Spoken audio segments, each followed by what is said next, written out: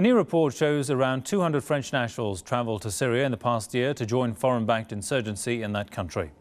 French daily Le Monde says many of these French nationals are fighting alongside militant groups like the Al-Qaeda-linked Al-Nusra Front. The newspaper is citing figures from the country's security services and says dozens of these militants have already returned to France. It says Paris is worried about the risk of attacks by those returning home from Syria. Damascus has long accused the West and some of its regional backers of recruiting militants and helping them with funds and weapons to carry out attacks in Syria. Syrian President Bashar Assad has in the past said that militants from 29 different countries are fighting in Syria.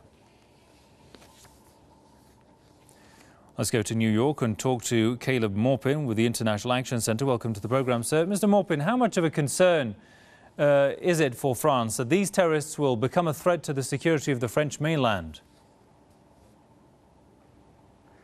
Well, judging from the actions of these so-called Syrian rebels and the kind of crimes they've committed against the Syrian people, I can see why anyone would be concerned about them coming into their country.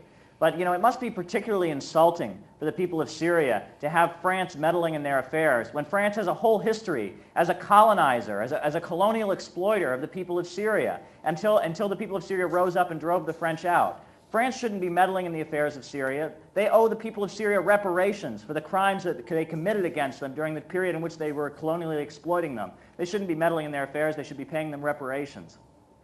I mean, what's your opinion about Hezbollah's move to intervene to save the city of Qusayr from falling into the hands of the insurgents? I mean, in other words, how much will the presence and intervention of Hezbollah change the equation in Syria? All progressive-minded people should be concerned about stopping what's happening in Syria right now. The West is trying to destabilize and overthrow a government. It's not because that government did something that people in the West don't approve of. It did something the Wall Street banks and the corporations didn't like. It stood up for the people of Syria.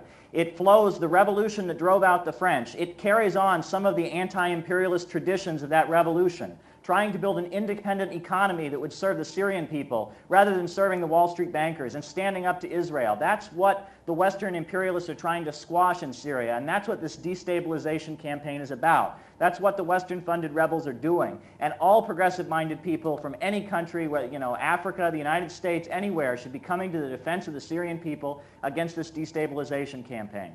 How optimistic are you of the upcoming Geneva talks about Syria?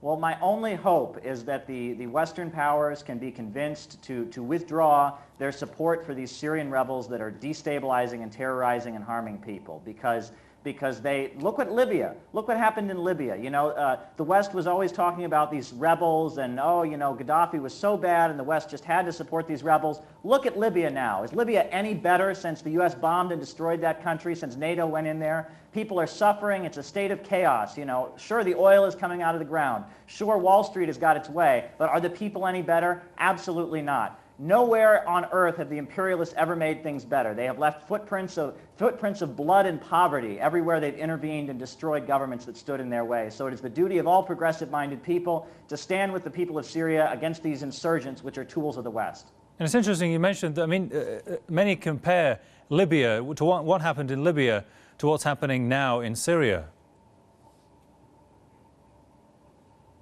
Well, it's a fair comparison to make. You know, the Libyan rebels were backed and supported by the CIA and the Pentagon and in France and Britain, and they were serving that end.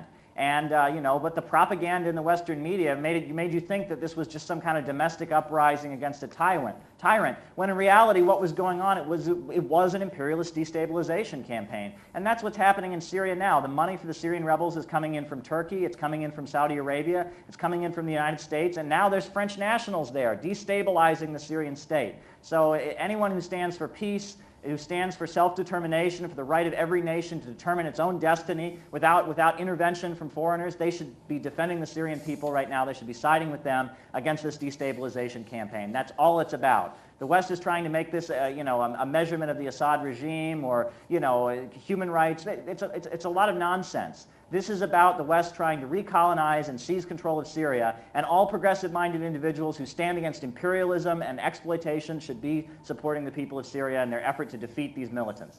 Indeed.